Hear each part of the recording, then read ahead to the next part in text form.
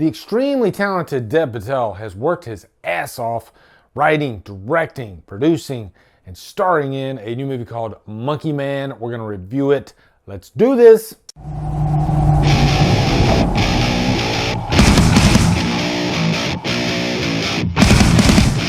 Monkey Man stars Dev Patel, Sharto Copley, Paperback, and is directed by Dev Patel.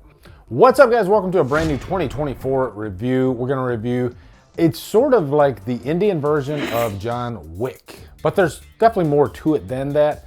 But it stars Dev Patel, who also wrote and directed this movie, or he had a hand in writing it with a couple of other writers. But you know, it makes me happy to review films like this when you can tell that the filmmaker put in every bit of blood, sweat, and tears. I mean, you can literally see it dripping off the frame.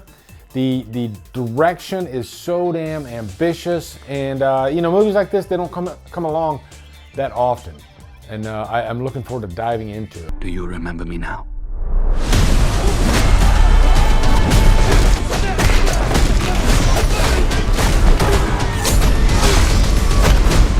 By the way, I spent 15 minutes just leveling my camera. Like, you know that little level bubble that's on your camera? I still don't think it's level. I don't know. Am I straight up and down with the frame? I guess we'll see. My OCD, though, it kills me sometimes. But anyway, let's give you a quick plot synopsis. Dev Patel, he plays this character called The Kid. He's an anonymous character. It's always interesting when they do it. They don't give the character a name. I think it helps to give him a name, but I digress.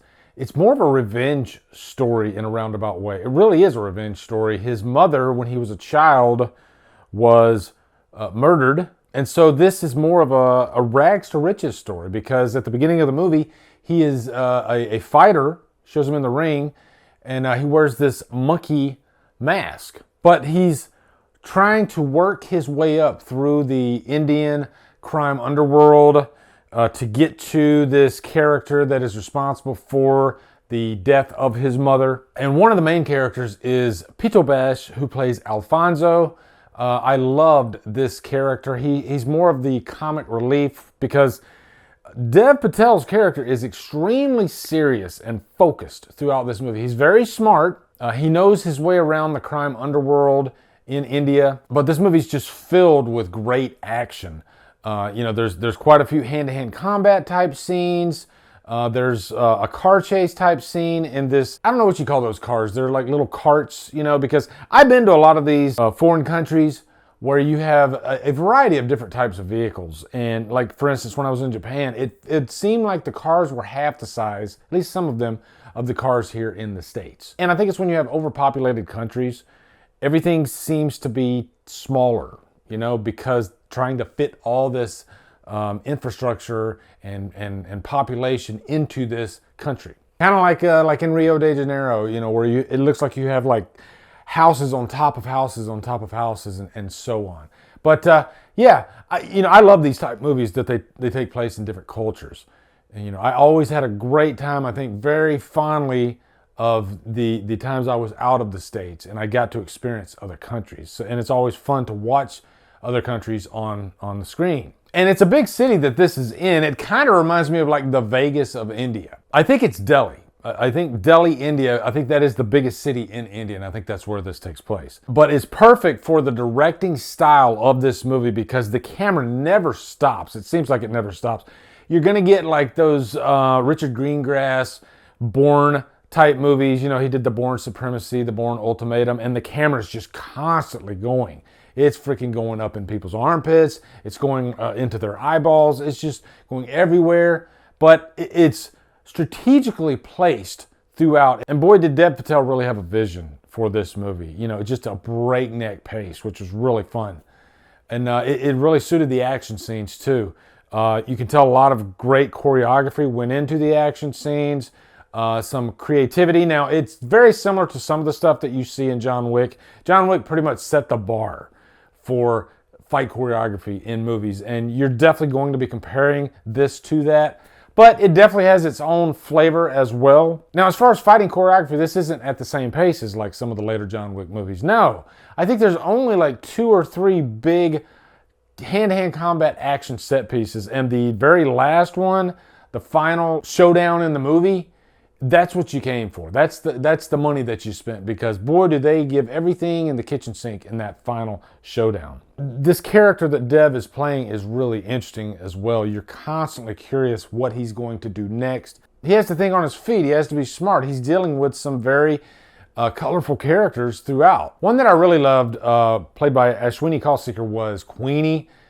You could tell she's like one of the higher ups, but man, she does not take any shit. She's got a foul mouth on her. There's a funny side to her, but you also definitely take her seriously.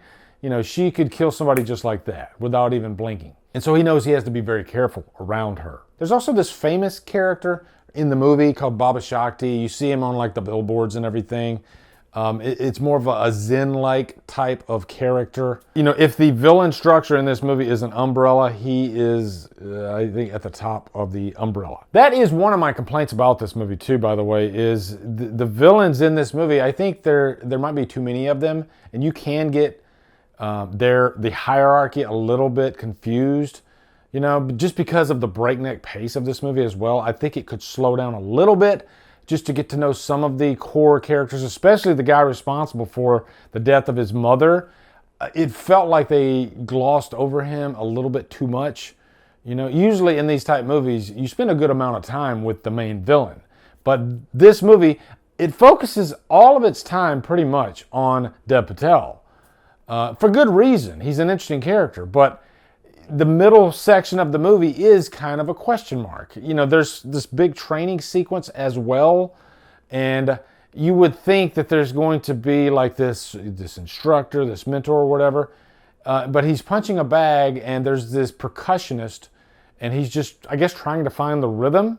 And it was a cool scene to watch, but it kind of came out of nowhere.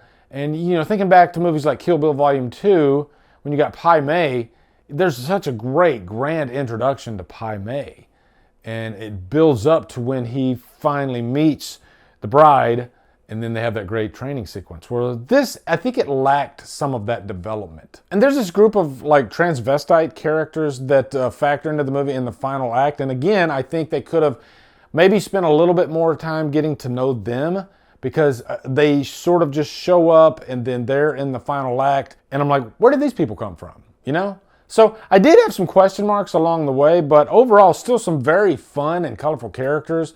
Dev Patel is so freaking awesome. And really, I got to give the highest marks for this movie for Dev Patel. His performance, his acting, his direction, and his just focus and dedication to this role. You could tell so much blood, sweat, and tears was put into this role. And I quite enjoyed it. It was pretty inspiring just to watch him work. And I'll even say this too, I'm actually looking forward to giving this one another watch. I've got a feeling it might go up in my rating a little bit with another watch, because there's just a lot going on, right? And this might become a cult classic down the road. It just has that flavor, right? I could totally see this becoming a cult classic. So I'm definitely giving this a low purchase worthy. You know, it did have some problems along the way, but overall still a very energetic and fun movie. Beautiful cinematography too as well. Anyway guys, let me know down in the comments what you guys thought of Monkey Man. Also be sure to come over to Killer Flicks, where we talk horror all day and every day. And on Fridays, we do Free for Fridays. Follow me Drumdums on my socials, support me on Patreon, become a channel member, buy me a coffee. Anyway guys, thank you so much for watching. Have a great day. Drumdum out.